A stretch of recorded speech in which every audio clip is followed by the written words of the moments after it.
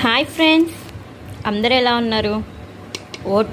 ఓటకు అందరూ నిర్వహించుకుంటున్నారా లేదా?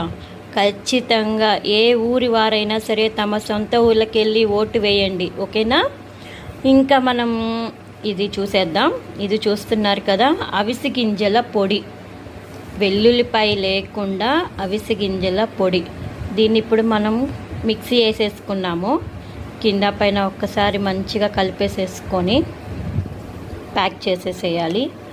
అండ్ దీని కింద మనం పల్లీ పొడి కూడా ఉంది చూడండి, పల్లీల పొడి, వెల్లుల్లిపాయ లేని కుండా పల్లీల పొడి.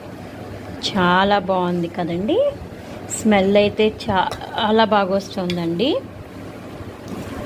చూస్తున్నారు కదా, వెల్లుల్లిపాయలు లేకుండా అక్కడక్కడక్కడ మనకి